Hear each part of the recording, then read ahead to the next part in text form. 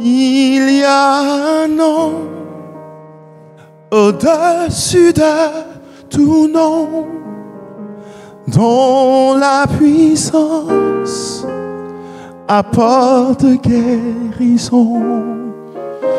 Je connais ce nom, de joie il m'a fait don. Si je le chante, telle en est la raison. Encore une fois l'autre. Il y a un nom, il y a un nom au-dessus de tout nom. C'est le nom de Jésus, dont la puissance apporte guérison. Je connais ce nom, de joie il m'a fait don. Si je le chante, telle en est la raison. De la force dans le nom de Jésus, de l'espoir dans le nom de Jésus. Il y a de la puissance dans le nom de Jésus. Si je le chante, telle en est la raison. Il y a une parole pour toi. Sois guéri dans le nom de Jésus. Consolé par le nom de Jésus. Soulagé par le nom de Jésus. Si tu le crois, libéré tu seras. Alléluia.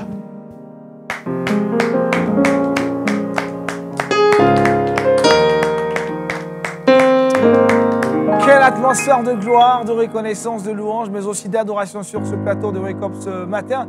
En ce vendredi, vous l'aurez remarqué, c'est un Wake Up Gospel. On parlera musique, on écoutera également des cantiques qui nous feront du bien. Grand merci à Jean-Marc Renaud qui nous a introduits dans cette émission. Shalom. Shalom. On va bien. C'est une chanson qui dit de très bonnes choses de notre Seigneur le Sauveur Jésus-Christ. Amen, qui nous accorde guérison et paix. Ouais. Jésus, le nom qui sauve, le nom au-dessus de tout nom que le Père nous a donné, sans par qui on n'est pas sauvé, quoi. C'est le seul nom qui sauve. Le seul nom qui sauve. Amen. Pasteur Émile Adoté, shalom. Vous allez bien? Très bien. Un réveil comme ça dans l'adoration, ça fait du bien. Très bien. Très bien. Ça fait du bien à nos âmes. Ça nous restaure. Gloire à Jésus-Christ. Rekouda, shalom. Je te vois en adoration. On danse aussi sur le plateau, surtout à la fin. Et ça fait du bien. Ça fait du bien. Ça fait du Josué? bien. Shalom Daniel. Adorateur du Seigneur. Hein. Effectivement, comment ne pas être dans un bon mood avec une telle musique, une telle mélodie? Je vais bien par la grâce de Dieu. Ça fait plaisir. Alors avec toi aujourd'hui, dans Culture Actuelle, saviez-vous? Culture Actu, on va parler de cinéma. J'ai deux films à vous partager. Le premier film est axé sur l'amour et le partage et le second film sur le pardon. Dans le saviez-vous, on ira du côté du Nicaragua. Et ça, c'est en Amérique centrale. Avec tout, Rekouda? On verra 3 astuces pour rester éveillé. Habituellement, c'est les astuces pour mieux dormir, mais aujourd'hui, on verra 3 astuces pour rester éveillé. Peut-être parce qu'on a besoin de travailler ou on doit assister à une veillée de prière. Donc, on verra 3 astuces. 3 astuces pour rester éveillé. Avec Jean-Marc, c'est clair qu'on écoutera de très bons cantiques, mais on parlera de la consécration. Pour avoir un ministère d'impact, il faut être consacré. Exactement, exactement. Il n'y a pas de ministère d'impact sans consécration. Non, c'est pas possible. Et tu nous en diras un peu possible. plus sur ton partage d'expérience. Pour l'heure, nous allons méditer ensemble et c'est dans Méditons ensemble.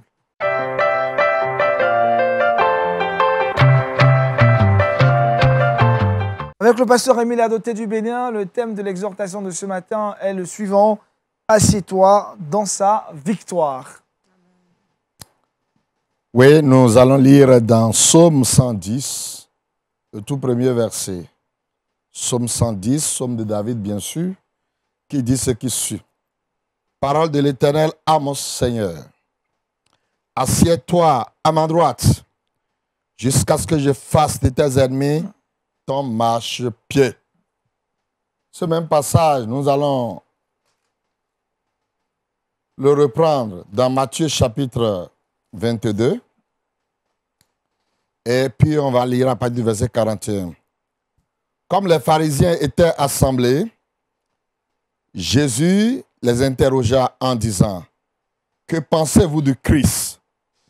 De qui est-il fils? » Ils lui répondirent, « De David. » Et Jésus leur dit, « Comment donc David, animé par l'Esprit, l'appelle-t-il Seigneur, lorsqu'il dit, « Le Seigneur a dit à mon Seigneur, assieds-toi à ma droite, jusqu'à ce que je fasse de tes ennemis ton marchepied. » Que le Seigneur bénisse sa parole. Amen.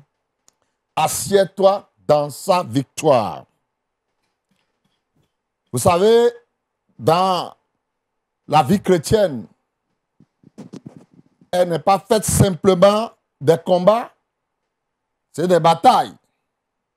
Elle est également faite de victoires. Et dans cette victoire, nous ne combattons pas pour la remporter.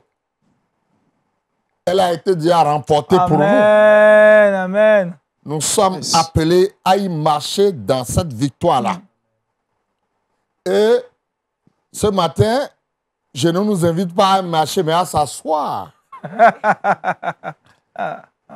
Selon David, parole de l'Éternel à mon Seigneur, assieds-toi à ma droite.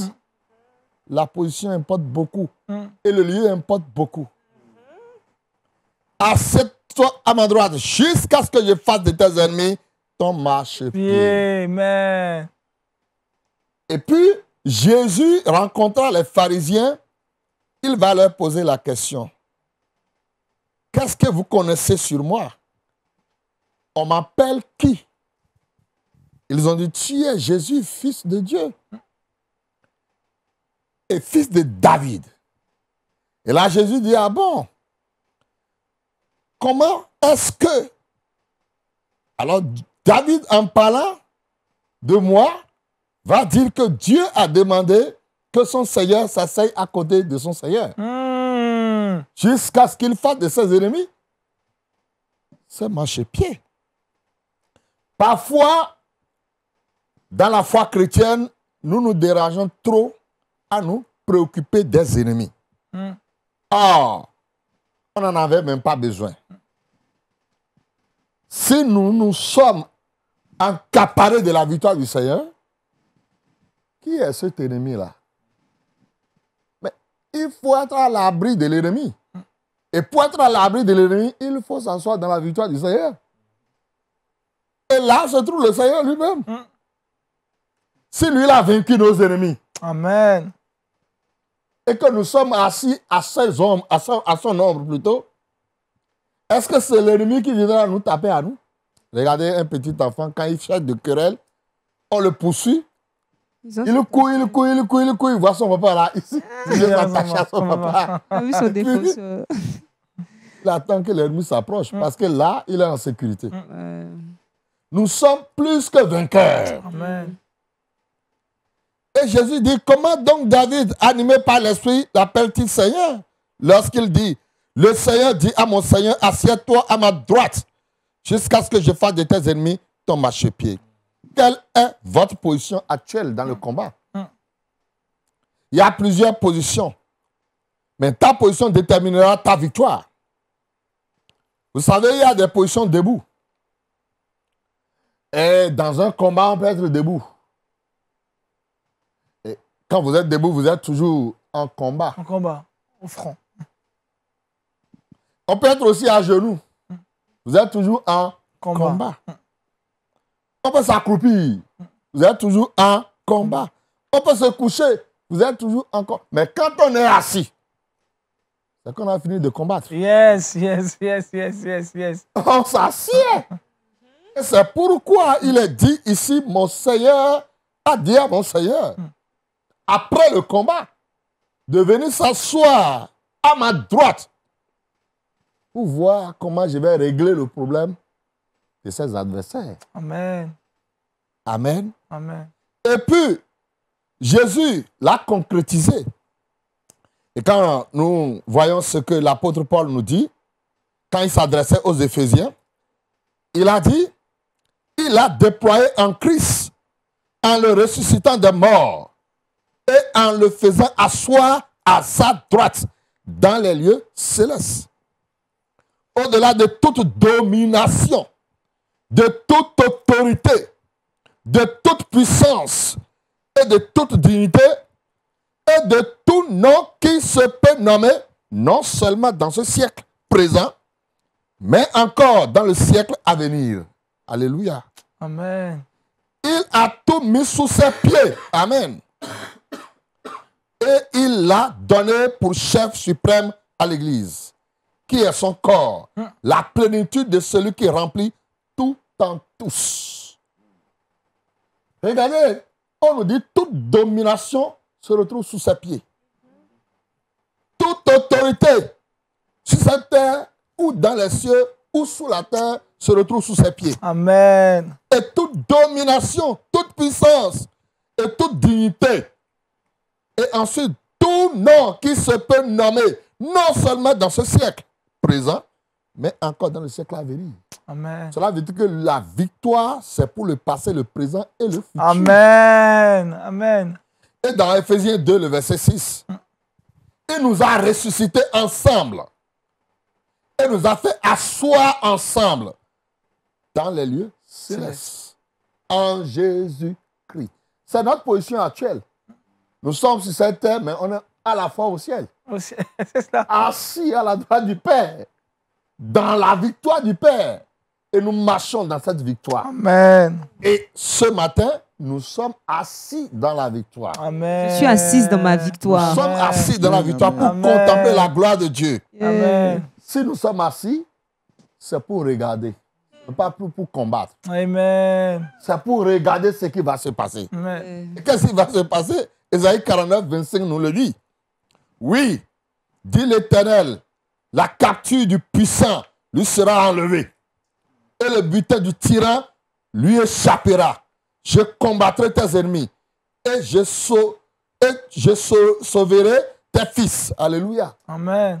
Dieu combattra pour nous et nous, on gardera le silence. Amen. Et il a ajouté, auquel des anges a-t-il jamais dit, assieds-toi à ma droite jusqu'à ce que je fasse de tes ennemis ton marchepied. Ça n'existe pas. Dans Hébreux 1, verset 13, les anges n'ont pas ce privilège. Hey. Mais toi et moi, nous qui avons connu le Seigneur, nous qui avions donné notre vie à Jésus-Christ, on nous invite à nous asseoir tranquillement dans la victoire du Seigneur. Amen. Amen. Assieds-toi. Amen. Pourquoi t'agites-tu? Tu es debout, tu combats tout le temps. Il y a un temps pour combattre, il y a Hey. un temps pour s'asseoir. Amen. Et tu es tout le temps à genoux. Il faut y avoir un temps pour s'asseoir. Amen. Amen, Hein? amen, amen. Tu t'accroupis, tu te courbes sous les loufardeaux. Assieds-toi tranquillement.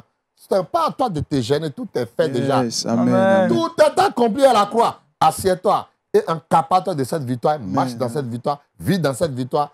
Repose-toi dans cette victoire. Amen. Et que le Seigneur te bénisse. Amen. Amen. Amen. Quel message de joie ce matin. Ah, message. quel vendredi béni. hein. Amen, amen, amen. Mon frère, reste assis. Hein, reste assis. Tranquillement. Jean-Marc, tu es assis là. Je suis assis dans ma victoire. Parce que le Seigneur combat pour moi. Il a Et déjà tu remporté le la victoire. confesses. Il a remporté la victoire. Touré Kouda José, on est vraiment. Et en plus, on est vraiment assis. hein. Vraiment, on est assis. trop- On se fatigue beaucoup Vraiment, souvent. Hein. Franchement, elle les combats. Là. On a compris qu'on doit se calmer un peu. C'est ça, le Seigneur a déjà tout géré. Il a dit à la croix, tout est accompli. Ça veut dire que tout a été réglé par son sang. Donc nous sommes... Pasteur, comment avoir cette pleine confiance-là de rester assis? Parce que parfois, le chrétien voit le combat partout. Un petit truc combat, un petit truc combat. Que votre cœur ne se trouble point. Oh, Croyez en Dieu et croyez en moi. Vous voyez, c'est très important. Même dans tout ce que nous faisons, il faut du repos. Il faut du repos. Parce que si nous avons peur, si nous sommes agités, si nous sommes anxiétés et on se tracasse de gauche à droite, ça n'ajoutera rien à notre vie. Par la Bible, pas vos inquiétudes. Vous ne pourrez même pas ajouter une petite coudée de vie à votre existence. Alors pourquoi s'agiter quand nous sommes avec quelqu'un qui est au-dessus de tout, qui a toute la capacité? Nous sommes dans cette chair et il arrive qu'on s'agite. Vous voyez les disciples sur l'eau avec Jésus. Jésus était présent, mais il s'agitait. La première chose qu'il devrait faire, c'est d'aller vers lui. Le gars est là. Il est là dedans. Ce n'est pas qu'ils étaient seuls. Mais ils l'ont laissé d'abord pour aller exercer de quoi ils sont capables. C'est après ils reviennent en début posant pour demander, allons l'appeler. Et quand il s'est réveillé, il est intervenu. Donc, ce qui nous arrive souvent, c'est qu'on devrait faire en premier lieu, on ne le fait pas. Quand la chose arrive là, on doit aller vers lui. Et il va nous dire, petit, assieds-toi à côté. Pas ton affaire. Laisse-moi gérer. Wow, merci beaucoup, pasteur. Vous allez vraiment bénir cette journée. Priez que Dieu nous aide à rester vraiment assis dans sa victoire. Seigneur, nous avons bien sûr beaucoup d'agitation. Les flots balancent notre pirogue parfois. Et le vent impétueux se déchaîne sur notre chemin. Et parfois, nous sommes abandonnés à nous-mêmes. On a ce sentiment. Or, tu es toujours à nos côtés. La chose qu'il nous fallait faire, c'est d'aller simplement te faire confiance, t'interpeller face à la situation. Et souvent, nous sommes agités, nous sommes debout, nous courons, nous nous couchons et nous crions. Mais ce matin, tu nous exhortes de venir nous asseoir tranquillement dans ta victoire. Tu as tout accompli pour nous. C'est pourquoi je prie pour ton peuple, de loin comme de près, tous ceux-là qui ont entendu ta parole ce matin et qui sont troublés, agités et qui ne savent quoi faire, vole à leur secours au nom de Jésus. Amen. Et déchire le voile de leurs yeux et fais-leur comprendre que tu as tout accompli pour leur vie et que toute domination, toute principauté, toute force et tout nom qui se donne sur cette terre, qui se nomme dans les cieux, sur la terre, sous la terre, Seigneur, se trouve sous tes pieds. Amen. Et donne-nous la capacité de croire à cette réalité et de pouvoir la vivre pour la seule gloire de ton nom. Au nom de Jésus, nous avons ainsi prié. Amen. Amen. Merci encore au pasteur Émilie Adoté ce matin. Je rappelle le thème de l'exhortation, assieds-toi dans sa victoire. Parlons maintenant culture chrétienne avec Josué Dioba dans Culture Actu.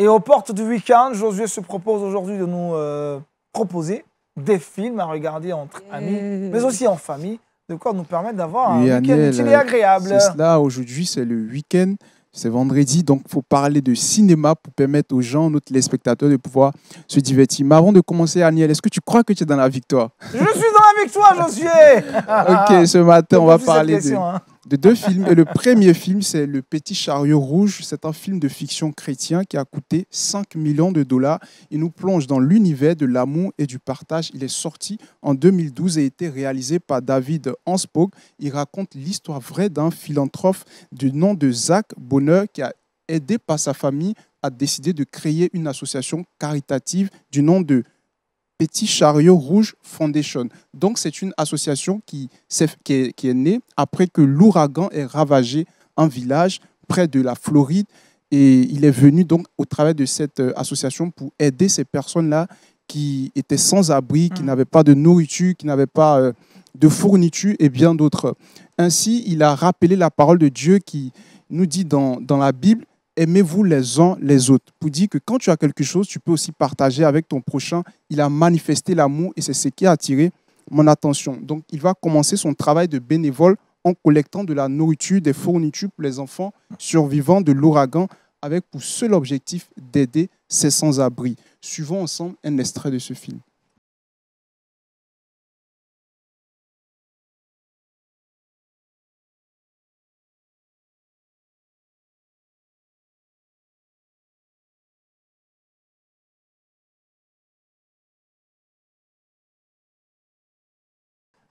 Très bonne annonce, hein, ça me donne déjà l'idée du film. Deuxième film que vous nous proposez, Josué. Le second film est Le Range du Bonheur. Il est sorti le 6 janvier 2015 et il a été réalisé par Nancy Criss. C'est un film qui est axé sur le pardon, dans lequel on retrouve Summer qui prend la décision de dérober l'argent de l'église pour soigner son cheval.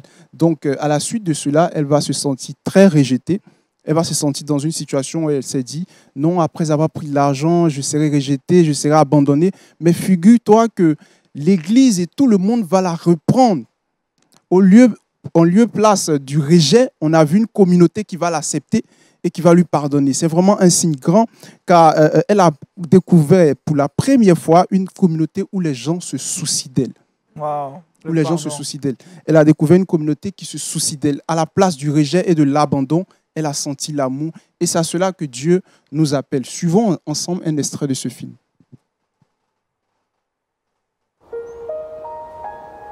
Vous agissez comme si tout allait bien ici, alors que vous êtes sur le point de perdre votre ranch. Je ne veux pas qu'on vienne se mêler de nos affaires. Vous exploitez mon fils, et ce n'est pas correct. Il ne mérite pas ça, il a déjà assez souffert. On le lui doit, on devrait considérer sa requête. Summer est une enfant perturbée. Lâchez-moi. Maman! Je n'ai pas plus envie d'être ici que vous de me voir. Il est impossible de prévoir les actes d'une personne désespérée.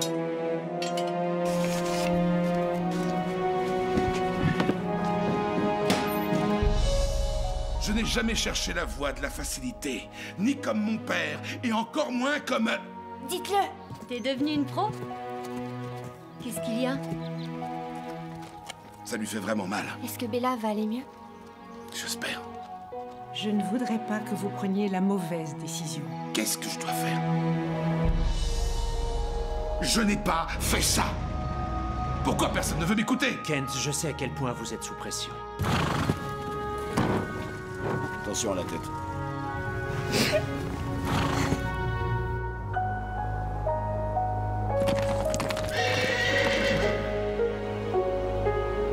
Quand tout semble perdu, sauf la foi, au lieu du rejet, elle a été acceptée par sa Elle a communauté. été acceptée par sa l'amour communauté. fraternel. Aujourd'hui, on pourrait dire que ça aurait pu être la dîme ou l'offrande de l'Église qu'elle a pu dépenser comme ça, mais elle a été pardonnée, elle a été reprise par sa communauté. Et c'est un exemple pour dire que nous devons nous pardonner mutuellement. Pourtant, il y avait deux options. On pouvait la traduire en justice. On pouvait la convoquer, on l'a traduit en justice, mais ils ont décidé de lui pardonner parce que la Bible même déclare pardonner 707 fois pour dire que le pardon est illimité et il doit être perpétuel dans nos Tu vies. fais des calculs mathématiques et toi.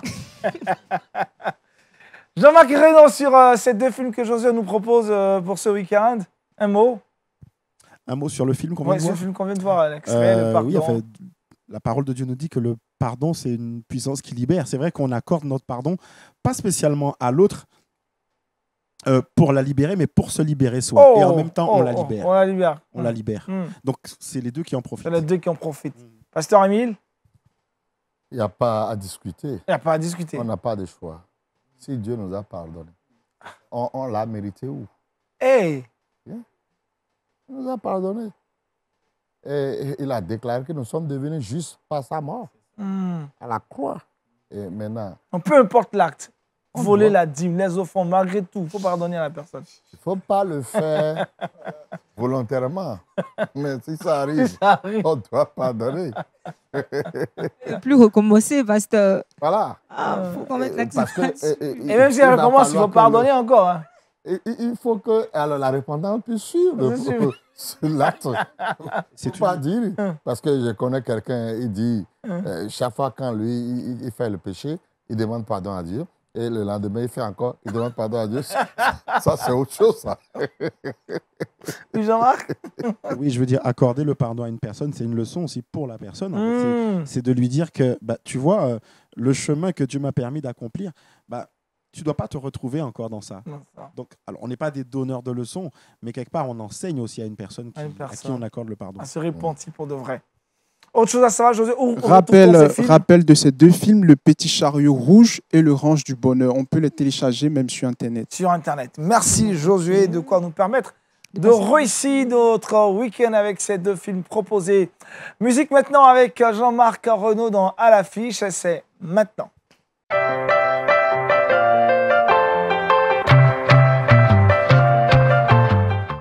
Avec Jean-Marc Guenot, je rappelle, est auteur, interprète, chante avec nous aujourd'hui et il nous propose déjà un cantique avant qu'on s'entretienne avec lui sur la question de la consécration.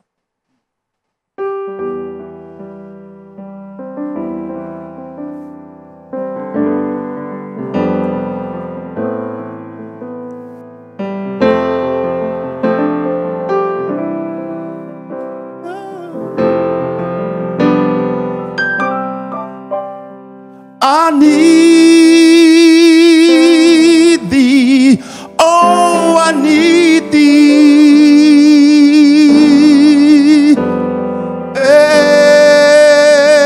Every hour I need thee. Oh, bless me now, my Savior. I come unto thee. J'ai soif de ta présence, divin chef de ma foi. Dans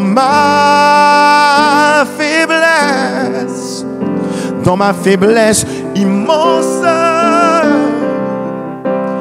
que ferais-je sans toi?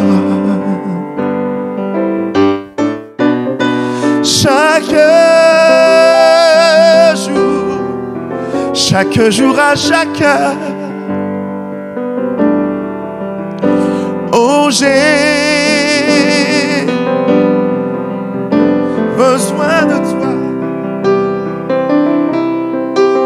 Viens Jésus et demeure auprès de moi. Viens Jésus et demeure tout près de moi. J'ai besoin de toi, Seigneur. Viens Jésus, viens Jésus et demeure, reste près de moi. Oh, j'ai besoin de toi. Oh, bless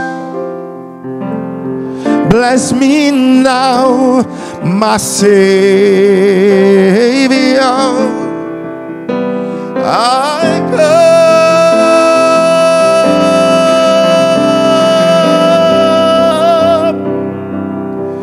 unto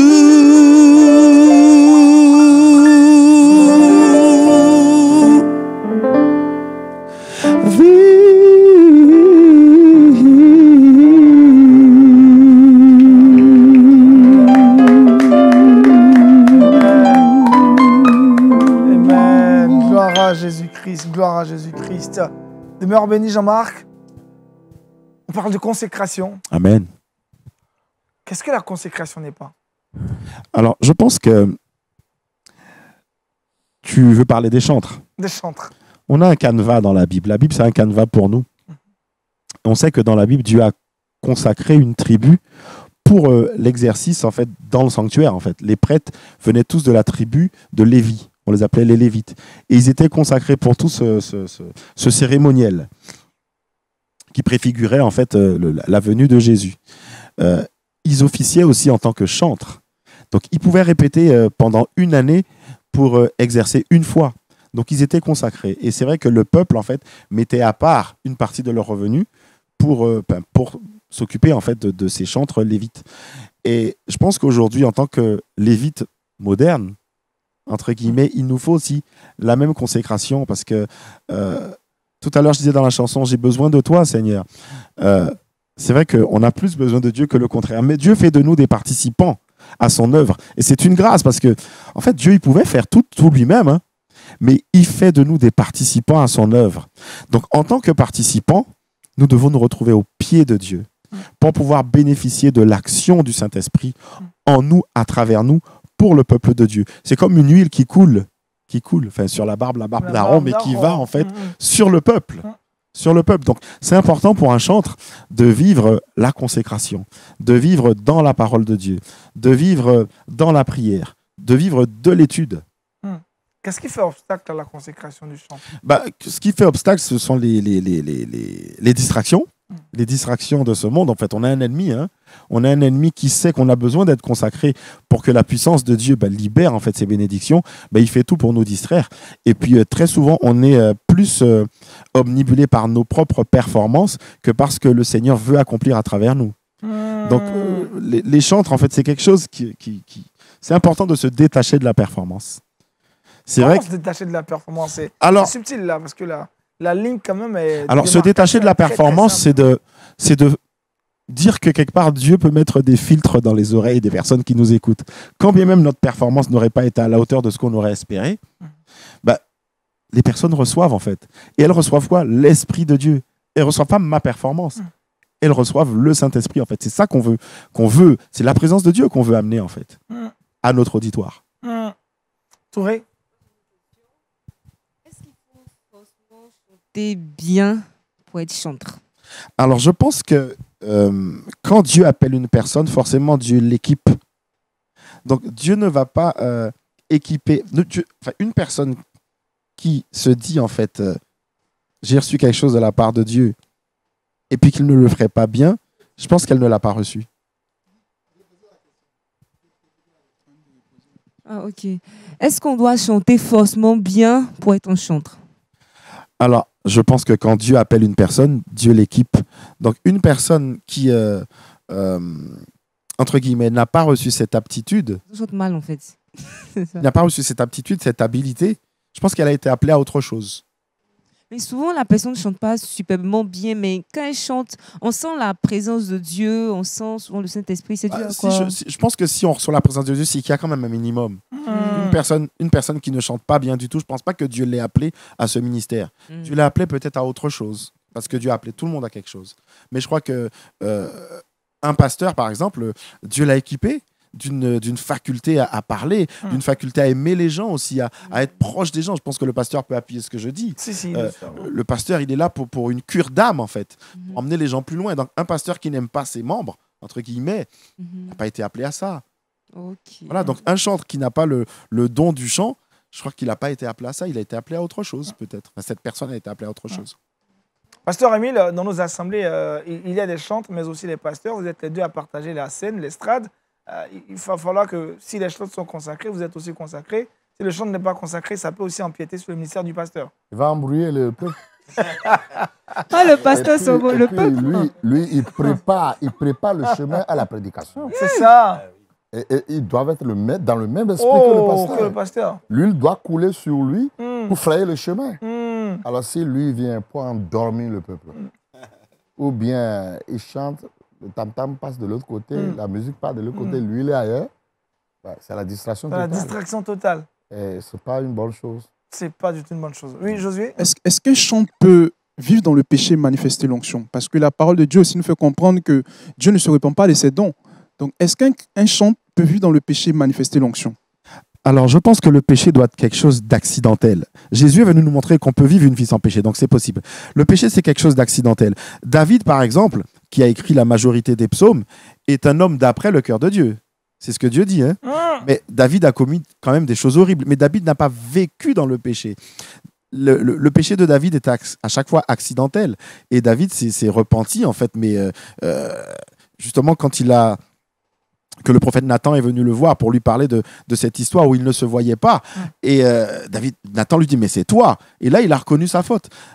Donc, David n'a pas vécu une vie de péché. Donc, je pense que le chantre ne doit pas vivre dans le péché. Mais le chantre ou le chrétien, tout simplement. Le péché doit être quelque chose d'accidentel. C'est rater la cible. Vivre dans le péché, c'est accepter que Dieu ne peut rien pour moi.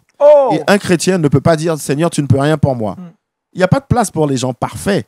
Dans l'église, en fait, dans le ministère de Dieu, il n'y a pas de place pour les gens parfaits, mais il n'y a pas de place non plus pour les gens qui disent « Dieu, tu ne peux rien pour moi ». Aujourd'hui, quel est le rapport pour vous hein, que les chantres chrétiennes avec le star system, les méga stars? Est-ce qu'un chantre doit avoir une casquette de star? Difficile de l'approcher. Parce qu'on retrouve beaucoup de chantres aujourd'hui vraiment avec, je veux dire, la tête qui est un peu grande. Hein. Je trouve ça très dommage. Mais très, très, très, très, très dommage. Avant d'être sur une scène et puis d'être adulé, on est des vecteurs par lesquels le Saint-Esprit doit passer. Donc, on est des serviteurs. On est des serviteurs, donc on doit garder notre place de serviteur. Et en aucun cas, Jésus lui-même n'a recherché la célébrité. Non. Il n'a jamais recherché la célébrité. Jésus a été un exemple pour nous en toutes choses. Je pense qu'il n'y a que Dieu qui mérite d'être célèbre, parce que seul lui doit être célébré. Donc je trouve que c'est dommage. Parfois le chantre, je dis pas qu'il y est pour rien, mais il y a tout un système créé autour du chantre pour le propulser. Je pense que c'est Dieu qui doit nous élever. Et on ne doit pas s'élever soi-même. Donc je trouve ça très dommage d'être pas approchable, de ne pas être avec tout le monde. C'est dommage. C'est dommage, vraiment dommage. Merci Jean-Marc, je pense que ce sont des propos qui ne vont pas être appréciés par tous les chantres que nous écoutons. Ce matin, on est en train de toucher des points très sensibles. Il fallait quand même qu'on en parle. On va retrouver sur ce maintenant Touré Kouda dans le Trickbox.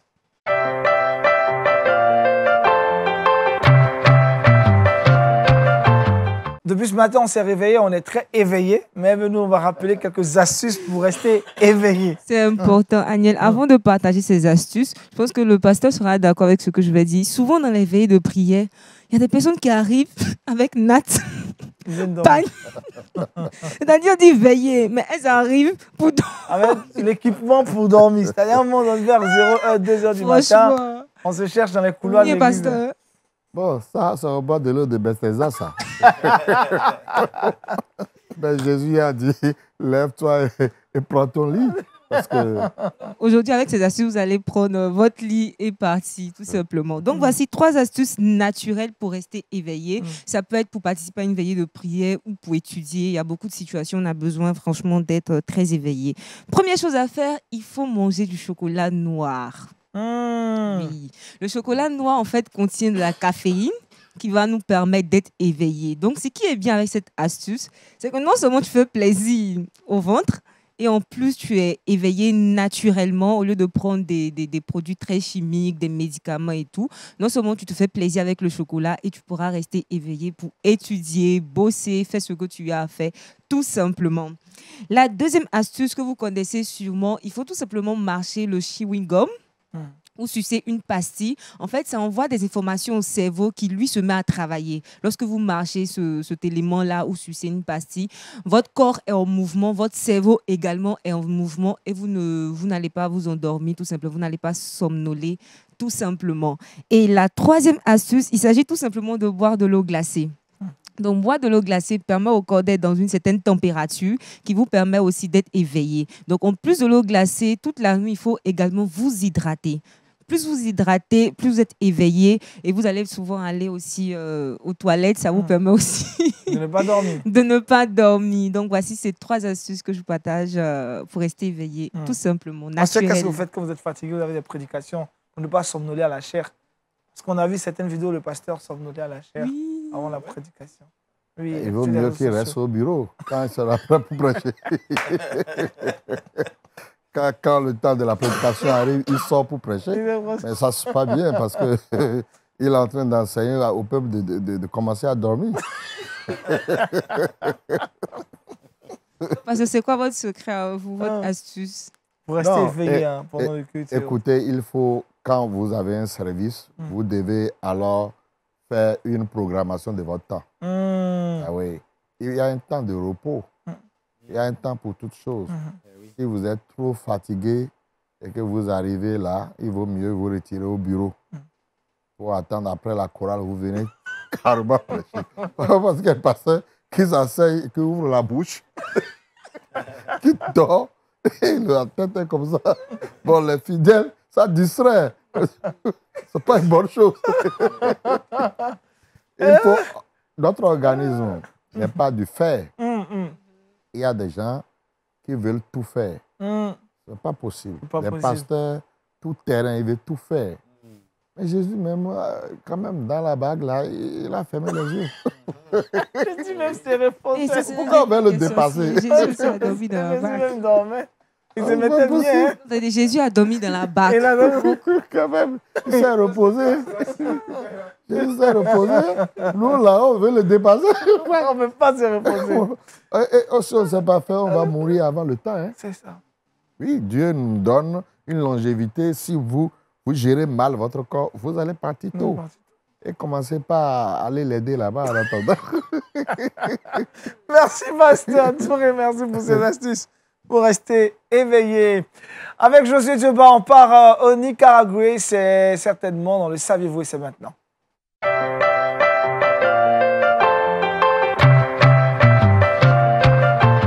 Quelles sont les infos de l'Amérique centrale? Aniel, les infos ne sont pas tellement bonnes. Aujourd'hui, on parle de persécution. On peut le voir dans les pays comme la Chine, l'Inde, le Pakistan, l'Irak, où des chrétiens sont enlevés, des chrétiens sont kidnappés. Et on peut le voir dans des chrétiens, même des églises qui sont brûlées. Et c'est le cas du Nicaragua, où le président a supprimé la seule chaîne de télévision chrétienne. Le gouvernement a ordonné le retrait de cette chaîne télévision, excusez-moi. Le gouvernement a ordonné le retrait de la chaîne de télévision chrétienne du pays. Il s'agit donc de Canal 21, dirigé par le pasteur évangélique Guillermo Osono, Relay Evangelical Focus. Nous sommes rendus dans les bureaux de l'Institut avec des preuves que nous fonctionnons correctement, mais ils ont arbitrairement annulé notre licence de télévision, explique le pasteur. Un acte qui doit interpeller les chrétiens à l'intercession. Jean-Marc? C'est très dommageable, mais ce sont des choses manifestement que la Bible a prédites, en fait, qu'on serait persécuté. Et nous qui sommes dans des pays où on n'est pas encore persécuté, évidemment, on doit élever nos voix vers Dieu pour prier pour ses frères. Quoi. Pasteur Émile? Oui, la force des ténèbres ne peut pas supporter, parce qu'il y a deux mondes. N'oublions pas cela. Il y a un monde physique et il y a le monde invisible. Et dans le monde invisible, quand les gens mettent des accents sur certaines choses dans le monde visible, ça dérange. Ça dérange. Hein? Vous savez, on arrive à un moment donné dans le vol et on vous dit que de bien serrer les ceintures, que nous sommes en train de passer dans une zone de turbulence. Et quand c'est comme ça, il ne peut qu'avoir des réactions contre les chrétiens et contre les instruments que nous utilisons. Ah oui. C'est donc un appel à l'intercession pour le Nicaragua afin que les choses puissent être rétablies très bientôt par la grâce du Seigneur. La seule chaîne chrétienne. La seule chaîne chrétienne du nom de Canal 21. Elle a été supprimée par le gouvernement. Par le gouvernement. Ah, c'est fort ça. C'est fort. Le verset boussole, Touré Kouda? Le verset boussole se trouve dans le livre de Matthieu 22, le verset 44. Le Seigneur dit à mon Seigneur, assieds-toi à ma droite jusqu'à ce que je fasse de tes ennemis ton marchepied. Voilà qui est bien clair, un verset en rapport avec l'exhortation. Il faut rester assis dans la victoire du Seigneur. Avant de terminer cette émission, le programme ce soir à 20h, vous avez Point d'accord que vous retrouverez avec Roland Sambo. Demain à 11h30, ça sera encore avec Roland. Vous serez dans Sans Façon. À 15h, je vous retrouverai avec Touré Kouda dans Horizon Jeune. N'oubliez pas le culte à 19h30, un culte pour grandir spirituellement. Merci au pasteur Émile Dadoté, on a été bénis par cette exhortation. Merci à Jean-Marc Renaud, à Touré Kouda et aussi à notre ami Josué Dioba, à toute l'équipe de production, de réalisation. Merci de nous avoir suivis au Rwanda, au Tchad, en RDC, au Cameroun, au Togo, au Bénin, mais sans oublier au Burkina Faso. On termine en musique avec Jean-Marc Renaud. On va briser les chaînes ce matin. Amen.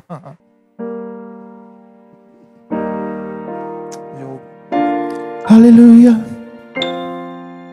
There is power in the name of Jesus. There is power in the name of Jesus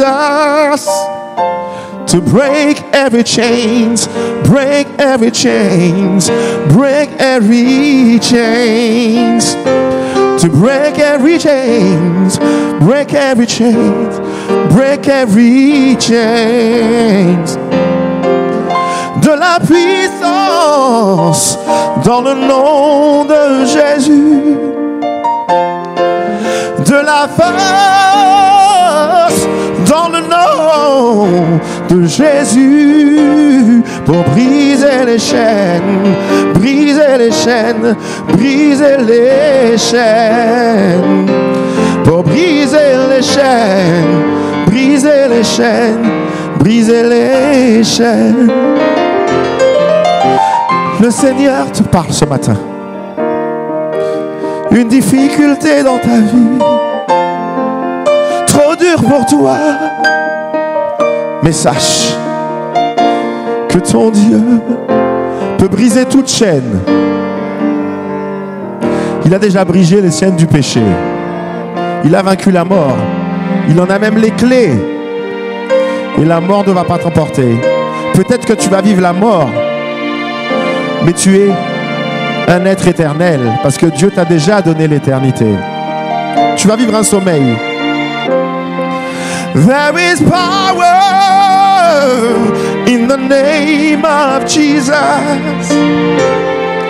There is power in the name of Jesus. To break every chains, break every chains, break every chains, to break every chains, break every chains, break every chains. Alléluia.